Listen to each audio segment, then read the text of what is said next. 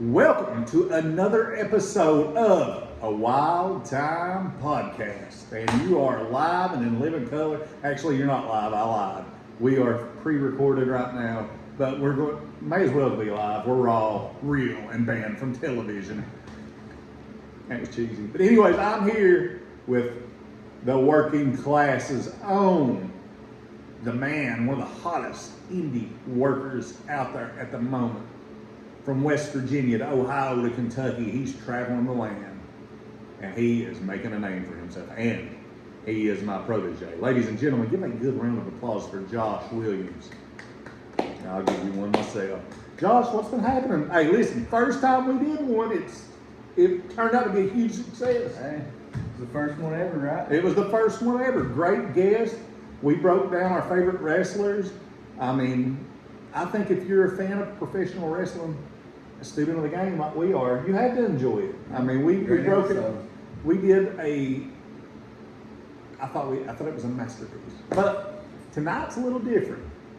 Before we get into tonight, I would like to tell you guys to please subscribe and like this channel. I have been pretty consistent on guests in the horror world, mixed martial arts, to be specific, old school UFC. Yeah. I mean, we've had Guy Mesger, Fred Eddish, Jeremy Horn, Tara LaRosa, Brad Kohler. I mean, that's some tall hickory, man, in the world of MMA. If you go back, had Ari Mihailoff, Mick Strawn, Brett Big Swag Wagner. Also, he was in the professional wrestling world. Go check that out. You will like it if you're a wrestling fan. Ari also a professional wrestler. So we've not got to do an MMA episode yet. And Josh, he does a little mixed martial arts training on the side. When you first started coming to the Bears Den, that's what we were doing. I mean, we were sparring. Yeah. I mean, this kid showed me before we started training.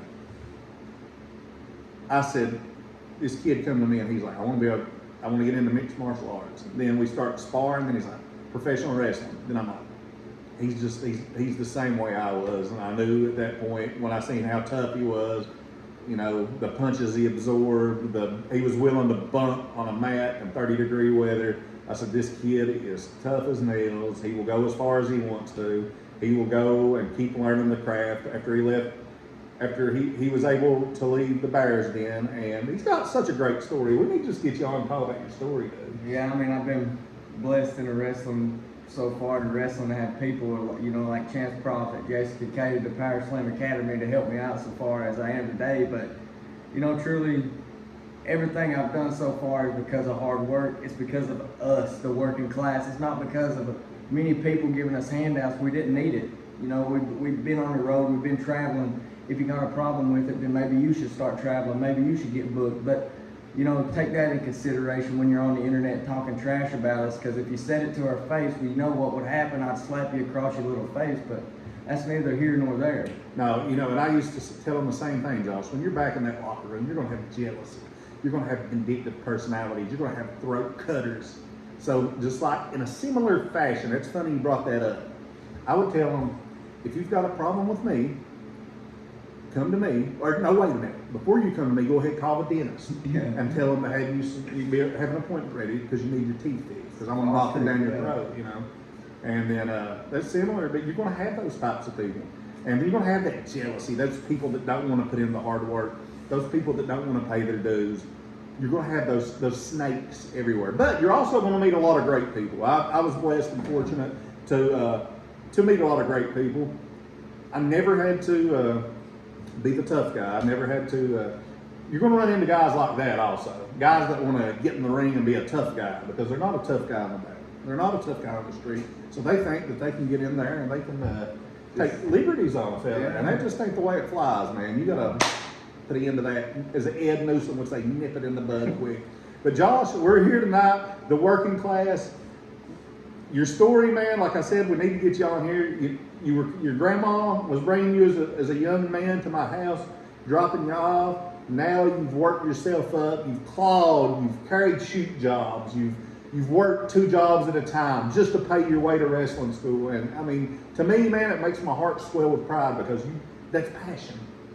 That's a kid that wants it. That's a kid that's going to get it and take what he wants. And that's a kid I'm proud of. But Josh, we're here tonight to talk about a little mixed martial arts. We've got our favorites. We've talked about it. Heck, we've even imitated them out there sparring. We're going to start with our favorite fighters of the early days of mixed martial arts, UFC 1 through 15, around that era. And who's the first person you think of when you think of old UFC? When I think of old UFC, who's the first person I think of? Ken Shamrock. Great choice, great choice. That Ken Shamrock will be in Ashland on October the 30th at the tournament. Really? Yes, sir. Plug you there, Earl. But Ken Shamrock, to me, was my favorite when I first started watching it. And I started when I was 10 years old. UFC 2 was the first one I ever seen. It was recorded off DirecTV, brought to my house, and my brothers and cousins were watching it. Ken Shamrock didn't get to fight that night. He was injured, but they showed a recap of the original UFC before the second one. And this guy, he looked like I was really into pro wrestling, and he had these red Speedos on. He fought Hoist Gracie, and I was like, I love to watch this guy fight. Yeah. I mean, he looked like, he tapped Pat Smith out. Pat Smith was a tough cat with an ankle lock, and Shamrock was my first favorite. But Hoist Gracie, in my opinion, when you think of I built this house, he said before he fought Matt Hughes. Did you ever watch that fight? I don't think so. Oh, man. That was the biggest fight. I went back and revisited it the other night. He came out of retirement to fight Matt Hughes when Matt Hughes was the top dog of 170, and that was such a good promotional, the way they did it, everything, man. I hated it for Hoist, but Hoist, man, he took some punishment that fight. He wouldn't tap out. Matt Hughes had his arm bent, and it's sick, and the expression on Hoist's face is like, you'll rip this arm off. It's like Tony Ferguson, you know what I mean? Yes, I mean, no quit. You'll just have to kill me first. And that was basically what Hoist did. But Hoist Gracie was a 175, 180 pound soaking wet in a gi. And the early UFCs were used as a promotional tool. This came from Mark Coleman the other night, straight from his mouth. It was used for a promotional tool for the Gracies to show the world Brazilian Jiu-Jitsu, Gracie Jiu-Jitsu. And they picked Hoist out of the whole family. Do you know why? Why? Because Hoist was the least intimidating looking of them. So they wanted a guy that didn't look like Kenzo.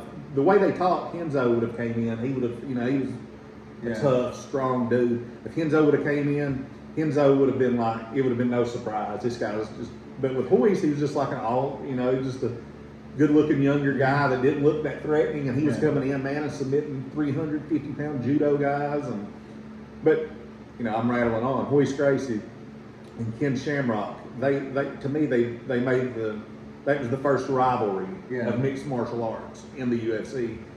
And I'll agree with you. Ken Shamrock, was that who you said was your favorite of the older era? Has to be. I was a big Shamrock fan until I got older and started going back. And I would say that the more, I got to know Dan Severn. I was getting ready to say, or Dan Severn, one of the two. Dan Severn, Ken Shamrock, and Hoist Gracie are like the first, if you go watch the first 5 UFCs, Severn, Gracie, and Shamrock are the top 3. That's like the top 3 dogs. They were your superstars. Yeah. As a matter of fact, they made a super fight belt, not a heavyweight title or anything like that, but a super fight belt. And that's who your top dogs, Shamrock and Severn fought at UFC 6 for that. Shamrock and Gracie fought to a draw at UFC 5, and Shamrock, if there would have been judges, Shamrock would have won that fight. Because he busted the eye open and swelled it. He studied, people going about it being a boring fight. But really, Shamrock studied Gracie's guard and just stayed in the guard and didn't let himself get submitted and stuff. So you got to give Ken Shamrock huge props for studying that. Fighting's more than punches and kicks. Exactly, dude. And that ground game, that's when everybody was like, we've got to learn jiu-jitsu. Yeah. Even before wrestling. Amateur wrestling, Greco-Roman, everybody's like seeing what Hoist and those guys were doing. So they wanted to get their feet wet in that. So you've got Gracie, Shamrock, Severn, another name that I'm going to throw at you. I like doing this with you because you're more new school than the old school. So I get to introduce you some cool stuff. Tank Abbott. Oh, yeah.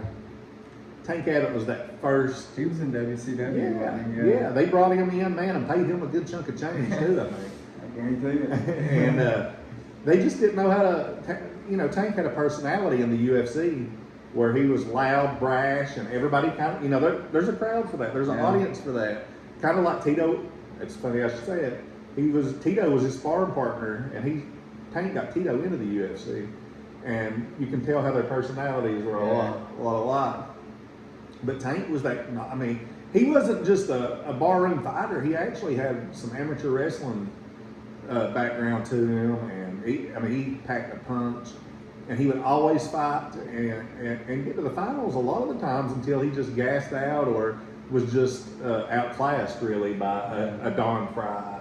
Don Fry was good, you know what I mean? Don Fry was great.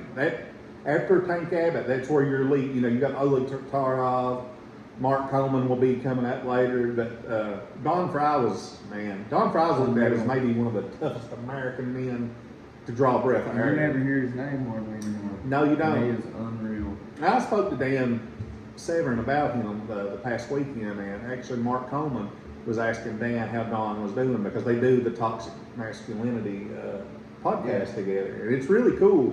If you ever get a chance, check it out. Toxic Masculinity with Lord have mercy. Dan Severn and Don Fry. They do a really cool show, and you got to listen to Don Fry's voice. You could just sit and listen to Don Fry talk like this here. Yeah, man. I mean, he's just a gruff dude, and Dan's just this sweet, intellect guy. They're like best friends, but they're so different. But not to get away from that, with the early UFCs, like we're rattle off names, I'm gonna give you a few other names that maybe aren't the superstars or the Hall of Famers, but guys that stuck out to me was Keith Hackney.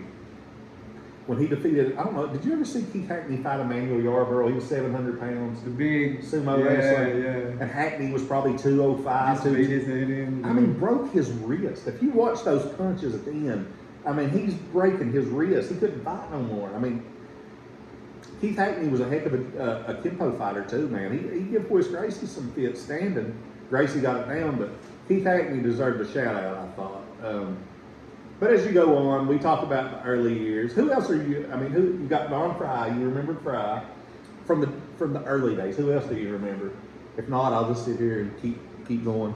See, for me, with those, it's hard to remember because I didn't really remember their names. I've just seen the videos and highlights. Yeah. Well, I could sit here and I could go on and on and on about the early days. Mark Coleman would eventually come in, and him and Dan Severn would battle for the UFC heavyweight. It would become the heavyweight title instead of the super fight championship. And Severn would lose to Mark Coleman, which Mark Coleman was the godfather of ground and pound. He was a monster. He would get, and just like he was telling me and my son, he was talking about how the Hammer House team, Kevin Randleman, Brandon Lee Hinkle, all those guys, he said, if somebody pulls guard on you, he said, I told them to make them pay. Beat their ribs in, make it uncomfortable, man, smother them. He said, beat on them. He said, if anybody jumps up and wants to pull guard, just pound away at them. Marco Huas, King of the Streets, he was one of the more... I've heard that name. Oh, he trained Pedro Hizzo and Babalu Sobral. Marco was he used leg kicks first. He shot the polar bear Paul Varlins down with some sick leg kicks, man, before they become a normal weapon of mixed martial arts. It was like the first time you watch this guy do this, win a fight. Yeah. And then everybody started picking up on that. Guy Mesner, who we had recently had on the show, was the first. He was the first guy that had a little bit of everything that you needed to be a mixed martial artist. Some good striking, some good grappling, good submission. He had a pretty good toolkit. He would go on and have a really good long career. Battle Tito Ortiz, Chuck Liddell, man, he fought everybody and got robbed over in Pride. Pride really ruined him, dude. You think Pride was real? Yeah, Pride was real, but there was some real crookedness to it. Yeah. There's some real, if you talk to these guys that went over there and fought, there's some shady stories, man.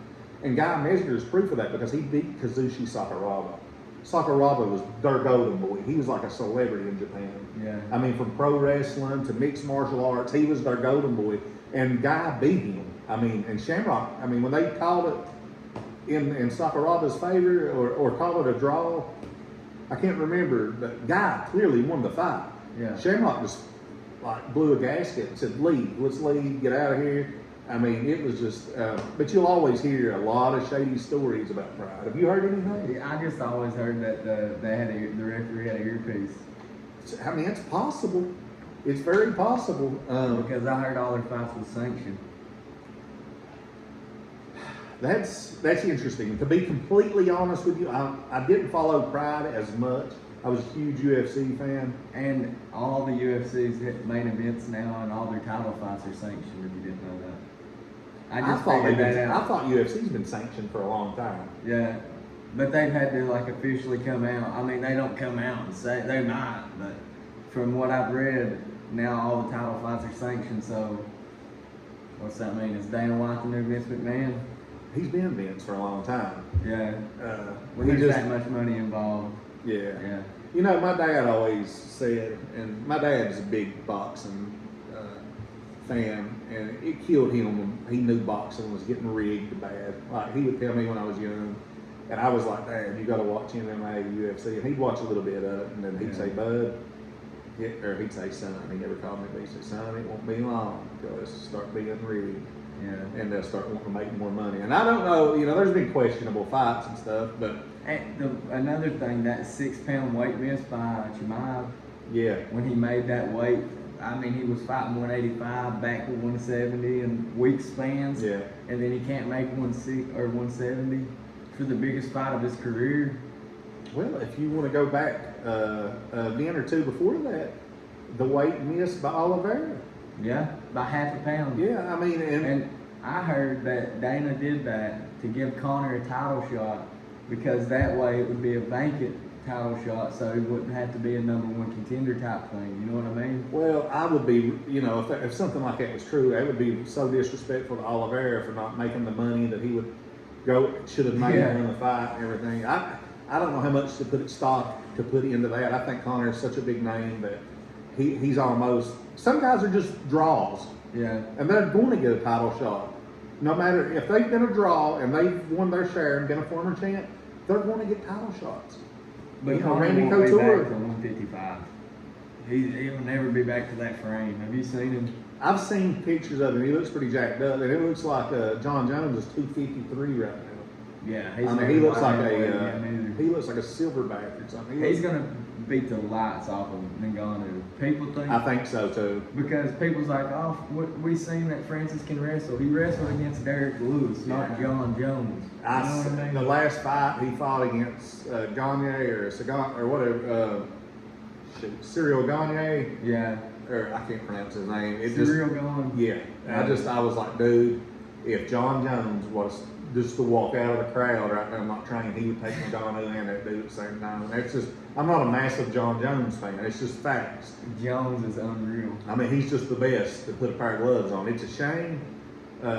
If he didn't get in trouble, there's nobody. There'd be no debate about it. I know what you're saying, but to me, to be the GOAT or whatever you want to call it, it goes farther than being the best fighter. You know, you've got a reputation, you've got a legacy. I think when it comes down to it, St. Pierre, Anderson Silva. Because if you say Habib missed weight 3 times, I think, is that anybody who misses weight should automatically be disqualified? Well, here we go now. We got to rewind back. We was talking about them weight cuts being controversial a minute ago. Yeah, but he missed against Tony Ferguson. You hate Habib, twice. don't you? I hate Habib. He dodged Tony Ferguson. He dodged Conor for the second fight. He just completely dodged Tony. Tony in his Tony had prime. fight for peanuts too, man. He fight at the drop of a hat. I like Ferguson, man. Ferguson win or lose. I think he showed too much respect that last fight though. Who was it against? Diaz? Yes. Yeah, when he got whooped for 5 rounds, man. Well, Ferguson needs to hang it up.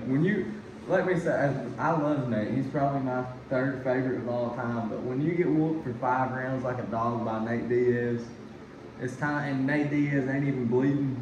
Well, I'll tell you what about Diaz that last fight. He took some brutal leg kicks, and I thought he was about to be stopped. but he didn't. He kept fighting. I thought Ferguson figured it out. I thought, he's going to chop him down and then fire away. But you know what? I didn't see that happening. I actually saw Ferguson beat him in the second to third round. But really, I honestly thought Ferguson would beat him too because he looked good against Chandler. Ferguson looked real good against Chandler. And it just and that was with the weight cut. Yeah. To 155, and this was at 70. So guys, listen. I apologize because we are all over the place, but you're following us. We went from the old days to like yesterday. So we'll skip. We brought you down. I got to talk to him and give him a little bit of info on the old days, the 90s. We're going to skip to what was it we called it? We didn't get Randy Couture was old days and basically started the Ultimate Fighter. The Ultimate Fighter era, which was probably my favorite era. I like the original era because of history and it was fun for what it was and to watch it grow into a sport. But when Couture, I think when Tito and Chuck and Randy, it was right before, I guess we'd call it the Zuffa era. Yeah. You know what I mean? Yeah. Because the Fertittas and Dana had took over. Tito and Shamrock, that was like the biggest fight at the time ever. Then you had Chuck beating everybody. You had Randy as a heavyweight champ. You had some really good star power, and Dana knew how to market them. Fertittas was just giving him total control to do what he needed, and it was starting to gain traction, and Shamrock and Ortiz did like the best numbers they had ever did. And then what happened? The Ultimate Fighter.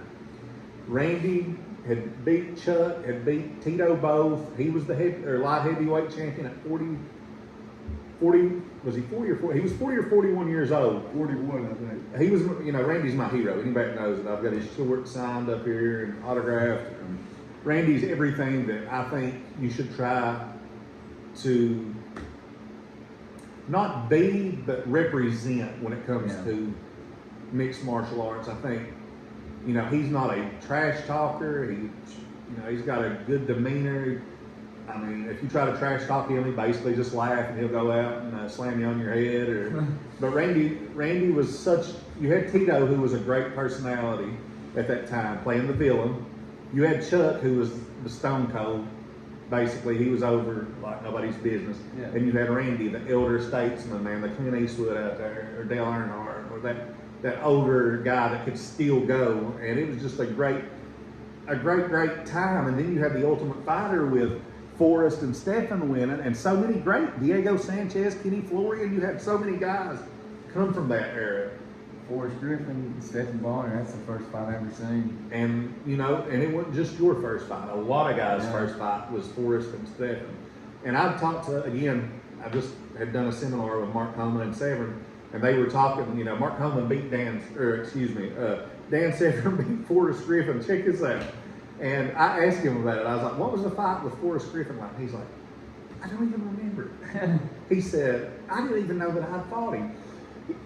No disrespect to Forrest, he said, but it's not the wins you remember when you fought as much as me. Yeah. He said, it's the losses that stick out up here. And he said, Forrest went on to have a Hall of Fame career, light heavyweight champ, done amazing things.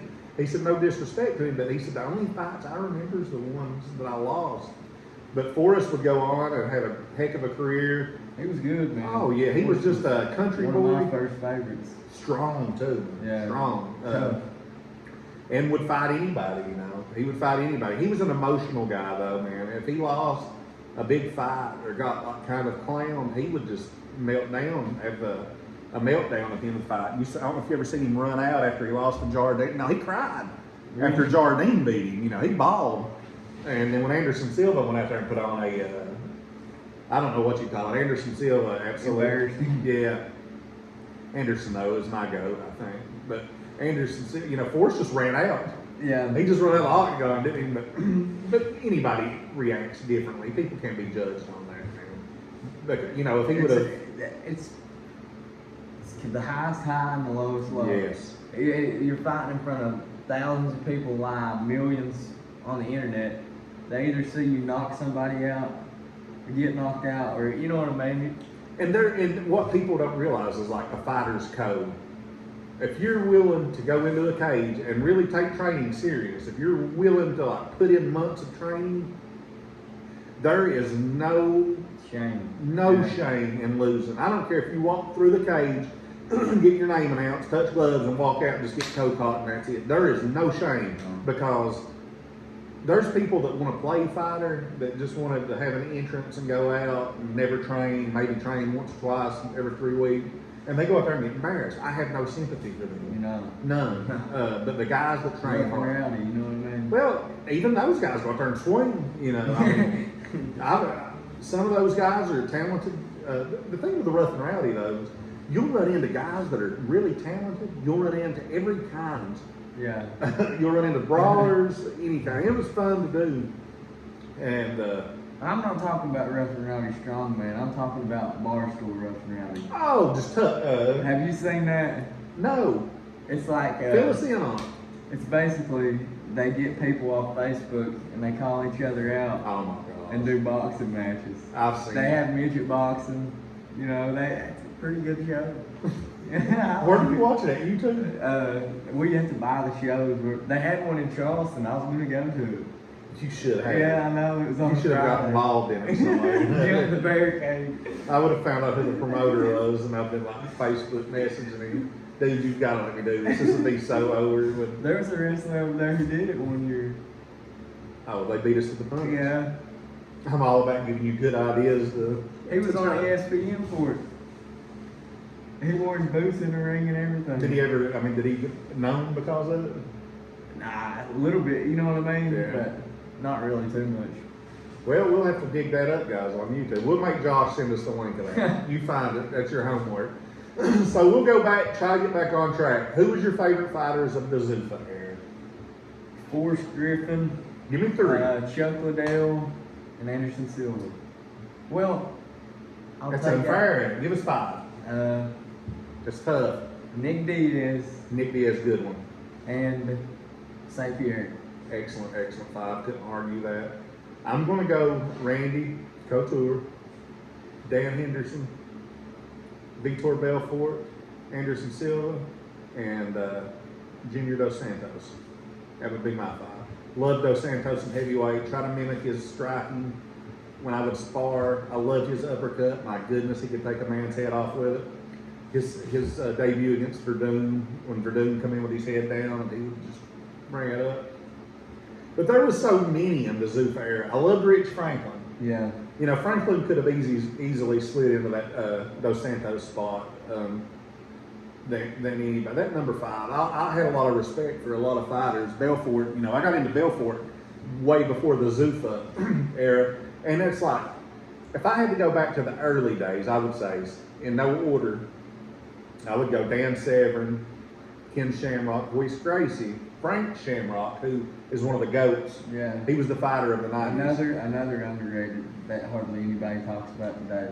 And it's all because of a dispute with Dana, really. Yeah. I mean, they could have promoted him, put him on. But anyways, those 4, and I would say Vitor maybe. Vitor, because he was in that era. So what I would do is I would put... Before or after the juice? Oh, he was juiced. Yeah. I mean, he was juiced. He was 19-year-old. But I would have probably slid him into the old era with Randy and put Rich Franklin into the Zuffa era, because those guys were still fighting at UFC like 12, 13. Yeah. I mean, they were old school too. And then think about it, man. They fought way back then and was continually learning their craft and fighting way up. But that would be how I would go probably. And that's the interesting list. Forrest, I love seeing people give Forrest the credit he deserves, because he deserves it. Forrest on Ultimate Fighter, man. I mean, that show helped. Without that fight, there's a lot. History. It's those moments that made the UFC. Yes, and that's like no secret. I mean, they announced the numbers rising as the fight was happening. People were getting a hold of their buddies and turn it to Spike immediately. These 2 guys had beaten the far out of each other. The far, F-A-R. They were beating the fire out of one another. But yeah, so the Zuffa era, the Zuffa era was great. But something sad happened. Everybody started getting old. Everybody started retiring, and it was hard to watch, man. Especially when you follow these guys' careers and you're emotionally invested in their fights. When Randy got beat by Chuck, their third fight, I took off 2 days of work. Really? I was that destroyed, man. I was that destroyed. I mean, we would all get together during this era. We would have a house full of rents, man. He would rent it, and it would be something we looked forward to for a month. Yeah. Like it was pizzas, it was everybody around the TV. I mean, it was just an intense atmosphere. And I would leave there crying. I can remember leaving there. No joke, I promise you. Lindsay can attest to this. And my brothers and Brent, Wesley, all my people that would watch it with us. When Gracie got beat by Matthews, I took that hard. I was like, I can remember Lindsay. She was 16 years old and she was driving me home. I was letting her drive. But that's a story for another podcast. But anyways, she don't have a clue. I'm sitting over there like destroyed in tears over Hoist Gracie getting embarrassed and his poor old daddy. I remember Rocky said, old Helio Gracie over there, like a cancer patient about to cry, like a 120-year-old. His poor old daddy having to watch it. It was sad, man. But I mean, it's just fun. But you know how it is. Yeah. You are the same way with McGregor. You get tore all to pieces. But truly, the last fight McGregor didn't lose. I can't stand when people say McGregor lost to Poirier in the third fight, because if you go back and watch the fight, Poirier did no damage with the elbows, right? The elbows, they didn't do anything to Conor. Conor was doing more damage with the elbows off his back. And before the leg, on the feet, Dustin may have been getting a little bit better at Conor, but it was the first round. And when you take into the fact that Conor did more work on the ground, who really won the fight? Conor was doing more damage without doing, he was in guard, holding him in his guard the whole time. I know how it is, but I've tried to explain it many times. But nobody knows. Everybody wants to the hate only McGregor. way, well, McGregor will get his time. And like I was just talking about, when you're a draw, yeah, you're going to get immediate title shots. Yeah. Like, people would talk crap about Randy. I'm going to have to turn this microphone off. But people would talk bad and say when he fought Tim Sylvia, yeah, he came out of retirement to fight Tim Sylvia. I know this is an unprofessional move, guys, but I've got to do it. So just listen to me. When Randy came out of retirement to fight Tim Sylvia, everybody was like bashing him. Not bashing him, but bashing the situation, right? They were saying that, he'd been retired for a year. He hadn't fought heavyweight in 2 or 3 years. And it just wasn't fair. So, I'm back, guys. So, Randy got an immediate title shot. Well, Sylvia had beaten Munson, Arlovsky twice, and he was fighting not to win. He was being a boring fighter, and Randy spotted that, man. And he told Dana White, actually one of Randy's friends kept telling him, when you will come out of retirement, beat the giant. And he said he laughed about it. He's like, I'm done, I'm retired. And that guy kept telling him, when you going to come out of retirement and fight him? Because Randy trained with him. And Randy's like, man, in training, I just done what I wanted to with him. He said, I'd done leg trips to him. I put him on, and he said, I knew I could beat him. And when he got that title shot, I was there. Me and Brent was there, man. And I'm telling you, imagine being at your favorite athlete's comeback. Yeah. Imagine being there having good seats. And imagine them in 11 seconds throwing an inside leg kick and an overhand right and dropping them at that moment and seeing this. I'm not even lying. You can go back and watch the video. The crowd comes up, man. And it's the craziest thing ever. For 5 rounds, he beat on him. His eyes were swelled shut, and when 10 seconds left to go in this fight, Nationwide Arena in Columbus, Ohio was counting down. That's how excited they was for him, man, to win. And it was just, dude, it was awesome. But we've talked about the Zuffa era. We're 35 minutes in, Josh. It's been pretty good, man. If you're a mixed martial arts fan, you're gonna like this show. I think. It's a pretty good show. We're scattered. We're scattered out. A little bit everywhere. A little bit everywhere, but try to follow us if you can. So I'm gonna let you lead off on the new era, since you're of the new era. The new era, I would say, I'll give 5 fighters. All right, let's go. I may not be able to give you 5, but I'll go number 1, McGregor, of course. my opinion. Right. The only reason the UFC what it is today, I mean, that's not even arguable. If without McGregor, the UFC is probably not one of the biggest sports today. Because after all those stars go out, yeah, I know what you're saying, man. I'm not saying that. Yeah, I'm not saying that he was the reason. I know, I'm just aggravating you, but I know what you're saying. They needed a star. Yeah, bad. Because how long was Rousey going to do it? You see, she wasn't really a star. She was a star, but she wasn't. Yeah, she was just a pat. Right. She wasn't a one-trick pony. Yeah. Pretty much with her judo. McGregor could lose 10 fights in a row and he's still a draw. Yeah, you know what I mean. But then I'll say number 2, we'll go Steve Wonderboy Thompson. Man, Wonderboy's been fighting a while, ain't he? Yeah. I mean, he is still of the new era. I know what you're saying. I think he's getting ready to retire. I think he's got 2 more left on his contract. He's a couple years older than me. Yeah. I think he's probably 40, 41 years old right now. But I think he might be in the Zuffa era, actually. He is. Yeah, he fought after the ultimate. I mean, he was, Wonderboy was tough. But he almost won the title from Pettis. Mm-hmm. I mean, it might be in the Zuffa era, though. 2015, I think it was. That's the new era, though. It's right when the new era started, probably. But I think Wonderboy's been around since 07, 06, Yeah, 08. doing kickboxing, yeah, definitely. But I'll say number 3 will go Sean O'Malley.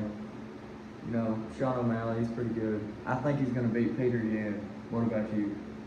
I picked O'Malley to win that next fight. We were breaking down the card the other day at work, and I think I picked O'Malley to win. I think one of the other boys went against him, and I was trying to figure out why. Because Yan is a beast. Yan,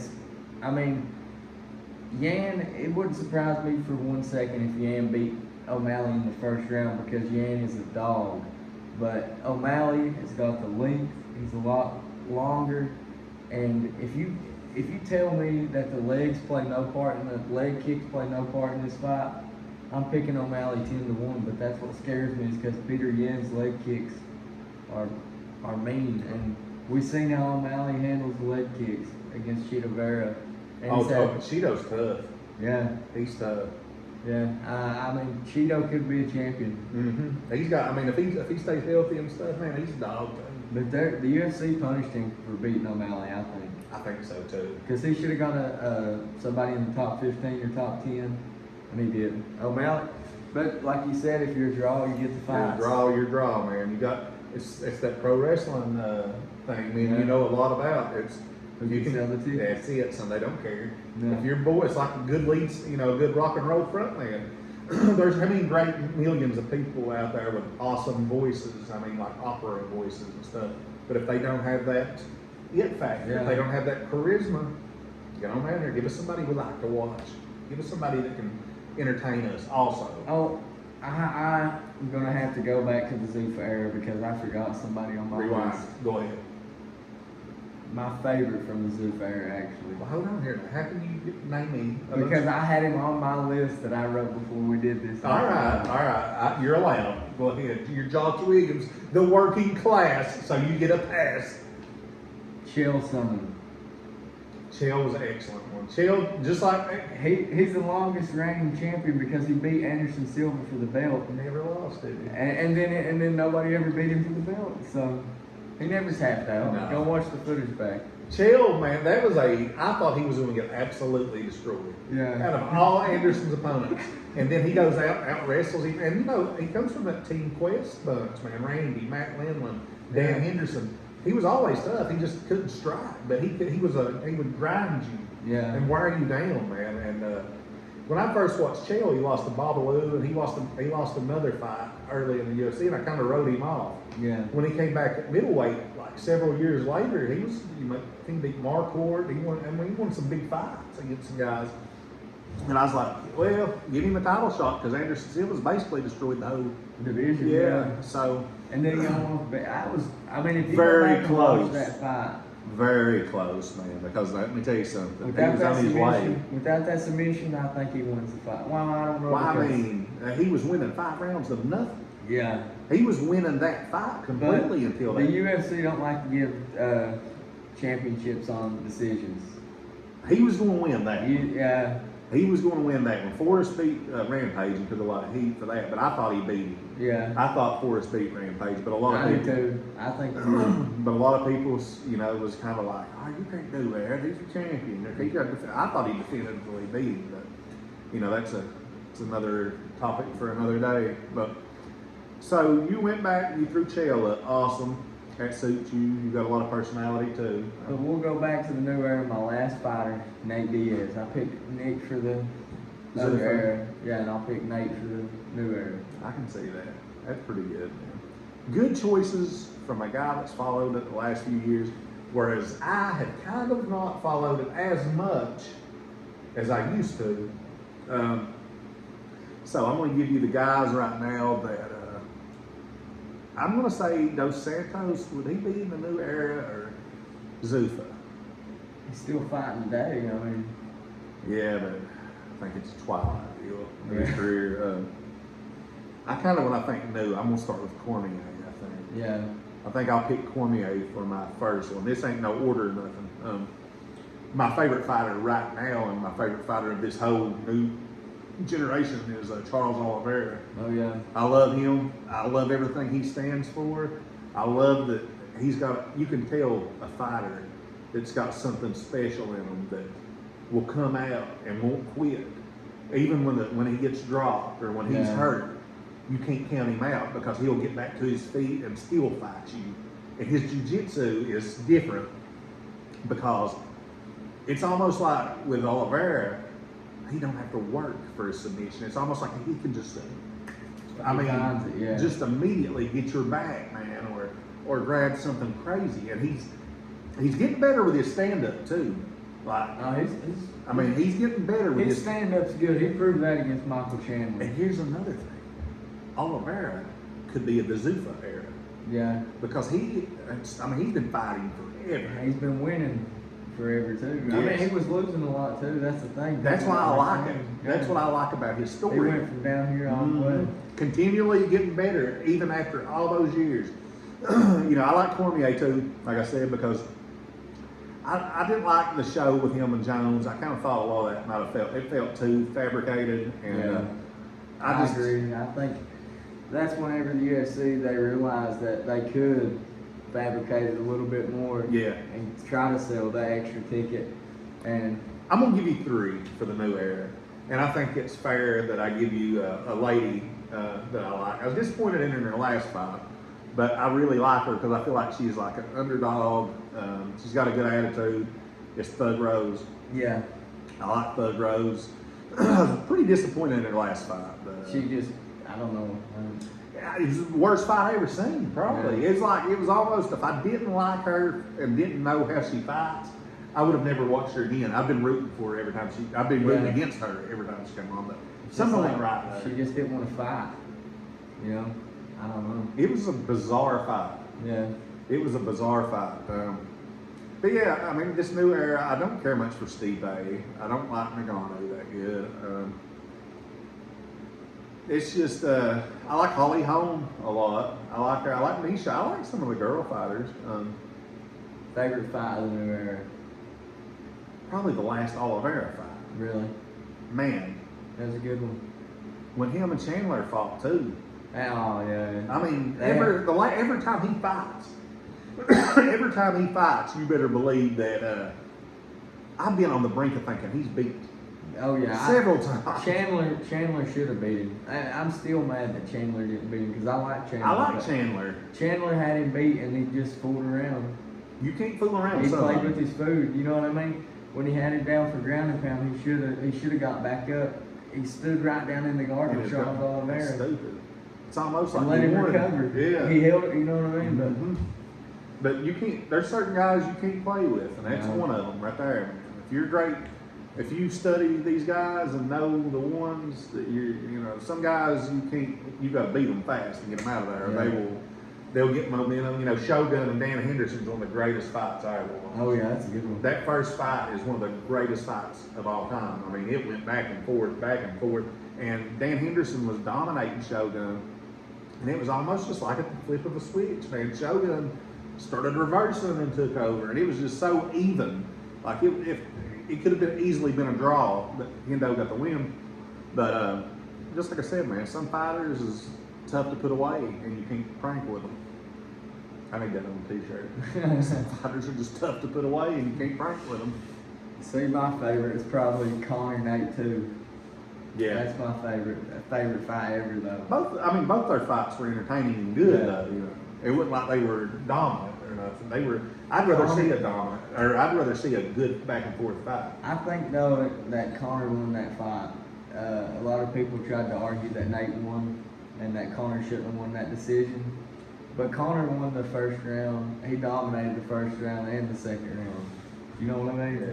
That's the round. The second round, people was trying to argue for Nate because I haven't watched it in a while. But yeah, hey, Conor knocked him down in the first and the second. Nate never got his knocked down the whole fight. Diaz, man, I've always wrote him off, and he usually bites me because I never thought he was a good. I mean, he's gotten good strikes. One thing I do like is he keeps them coming. Yeah. He ain't got much on him, but he keeps them coming, man. I mean, He'll stay in your face. yeah. I mean, he stays in your face, and he's got a heck of a chin. Oh, he's tough as I nails. mean, he's got a heck of a chin, dude, and his ground game was really good. I mean, he's got a lot of submissions. So, I mean, I guess he'll miss. He don't have the power, I guess. Other than that, I mean, he's a complete fighter. The thing about Nate Diaz is, like, when he's against Leon Edwards, that just proves that you can never count him out, though. No. Got beat for 23 minutes. And about pulled it out. Yeah. I mean, was close to it. And that, I mean... That's one of those fighters we just talked about. You can't turn with them. Yeah.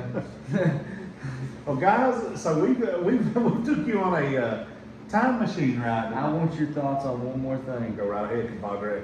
Who do you think's going to win between Anderson Silva and Jake Paul? Okay, so... Because I think Jake Paul is going to leave Anderson Silva laying in the middle of that ring. Here's the thing. Anderson Silva's the greatest, in my opinion, the greatest mixed martial artist ever. He's also 47. Without the scandal, 100% to go. Everybody's got a scandal. Yeah. And his ain't even that bad. Yeah. Married to a lot of guys. St. Pierre, he's got a scandal, but it ain't that bad. Neither St. Pierre or Silva have a real dirty background. But with Paul, he's young. He, obviously he's training hard. Yeah. He's a big, strong guy. He's a kid. He's got youth. People don't realize how important youth is. I'm 37. And once I got 35, the mornings getting up and stuff felt a whole lot different. So Anderson Silva's 10 years older than me. And he's been in wars, broke legs. If he goes out there and he loses, then it's not like. I sort of hope that he doesn't get KO'd. Because if he gets KO'd, in my eyes, this next generation will never be able to look at Anderson Silva. No. He's done, everything he's done is solidified. You think? I know. If he gets knocked out by Jake He's Paul. 47. I know, but still, man. That's I don't Jake think Paul. 47 years old. Your reflex, when you're a fighter, your speed, your reflexes, all that goes first. Your strength and your punching power is last. That's last. Yeah. So, No, I mean, Anderson can still knock him out. Don't get me wrong. I'm not saying that Anderson's going to lose this I know fight. it's a discussion. But the thing to me is just like, for Anderson, it's a lose-lose. Because if you win, you beat a YouTube. Let me tell you what this is. It's I know. It's filling his pockets for sure. It's not a lose-lose, but it is the total opposite. Yeah. So if he gets knocked out, he's made a hefty chunk of change. and if he doesn't get knocked out, and I'd say that there's a good possibility that Tiger Woodley was a little bit of a rig. I'd say I shared a quote on Facebook 2 nights ago. I think it was last night maybe. Did you see it? Which one was it? It's Randy Couture. He said if losing a fight is the worst thing that's ever happened to you in your life, you're doing really good. Yeah. So if Anderson Silva loses to Jake Paul, and he's lost before, Yeah. if he loses to Jake Paul, now let me tell you something. them Paul boys work. Yeah. You know what I mean? It ain't like they're bums. I mean, they work for this. Yeah. They're talented. They're athletic. Jake's pretty good, man. I really think he is. But I don't, Anderson Silva to me is the greatest striker ever.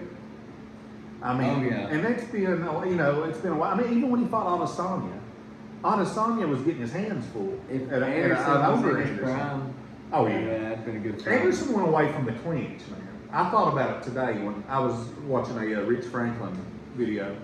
When Anderson Silva got Rich Franklin in that clinch, it was really like he was in a spider web and couldn't get out of it. And he absolutely murdered him in it. And I went back and watched Jeremy Horn and Anderson Silva. I just had Jeremy Horn on the show a couple weeks ago. And Jeremy Horn gave Anderson Silva all he wanted. And Jeremy could have beaten Randy Couture. I mean, there was some really good Jeremy Horn fights, man. He's like the fighter's fighter. Yeah. He's fought a million times. Well, see that fighter that was like always fighting the best Yes. fighters and just was right on the doorstep. Oh man, Jeremy Horn, and he came. You know, he fought Chuck Liddell after Chuck. Yeah, he beat Chuck. Yeah. He put him in an arm triangle, put him to sleep. You can check that episode out also where he talks about that. But Jeremy, when he come out, it was Chuck at Chuck's best. I think it was his first title defense after fighting Randy, and Jeremy stayed in it, man. Jeremy had some success. He was landing 1-2s and some leg kicks in that third round and stuff. But, to get back to your question, I'm going Anderson. Anderson's going to win. I think my final pick is Anderson, But anything can happen. yeah. And I wouldn't be surprised if Paul wins.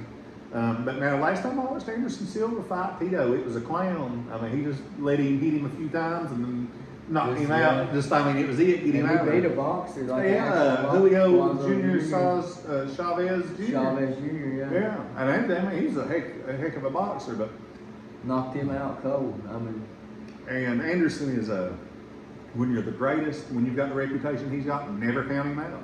yeah. Never count him out. And listen, don't overlook those Paul boys either. They're not jokes. No. They're not clowns. I mean, They are, but they ain't. I mean, in the ring, they're talented. They Yeah. are. I mean, they're trying to make their money. They ain't stupid. When you're in the entertainment business, Yeah. you want the money. The money is Yeah. what is all about. And these boys are. I mean, what are you gonna do? You're gonna say they're doing They draw. They're a draw. That's That's should be all what the that name of this show's about. Yeah. When you're a draw, you're a draw. Yeah. Guys, thanks for tuning in with me and my protege himself from the working class, traveling all up and down the land, listening to outlaw country, southern rock, stomping heads, taking names with Griff. It's just what has to be done. Man, and your manager looking like he's getting in shape right now, man. Looking tough. I've seen him on. He's getting big, man. Bishop is a big dude too. I mean, he's pretty About 6'3". 6'3" and can, he's manipulative. He can talk. And he can, I mean, I think he can take care of He got his business. first dub, Slam Plaza, not too long I'm ago. a fan of him, man. I like what he's doing. I like what you guys are doing. You're different. I told you, man, you're going to go as far. I told you this when you were a baby, a kid, a few years back. I said, Josh, you will go as far as you want to go. I said, get out there, work anywhere you can. You're young, good looking. You've got a great road ahead, man. And what have you done?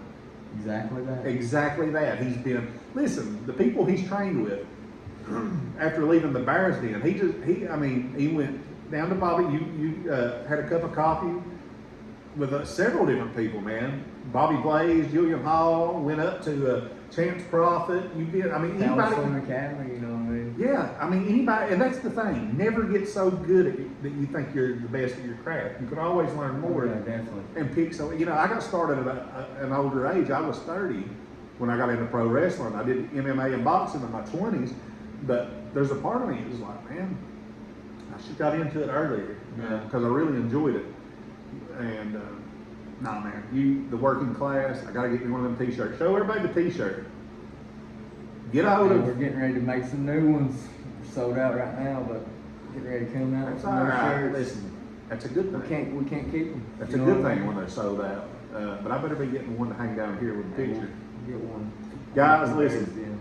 Follow Josh Williams, Griff Catlin, the working class, and Bishop Baylor, the mouthpiece that is starting to become a force himself. They're the hottest thing on the indie circuit right now, and I'm proud to be able to say, these are my boys right here, man. Their roots run deep down here, and Josh is always coming back down here for a night of just to hang out, spar, and get him a killer cardio session in, and really proud of him. I mean, that's a shoot. Really proud of him. He does awesome. All the promoters speak highly, and that, my friend, means the world. when other promoters are telling other promoters to book this kid, and you're getting your name out there in a positive light. That just, you don't want to be somebody that nobody wants to book. So proud of you, compadre. Listen, Wilde Time Podcast, a wild MMA show tonight. We went all around the Hey, a little bit of boxing. little bit of A boxing, little bit of wrestling. little bit of red. We went around. Just listen. This is a variety show, and I love having him on here. So you guys, listen. Share this video, subscribe and like. Go to the working class and on Instagram, Facebook, Josh Williams, Griff Gatlin, Bishop Baylor, those guys, and Adam knows Wilde Time Podcast. See you next time. Woo! Oh my gosh. Woo.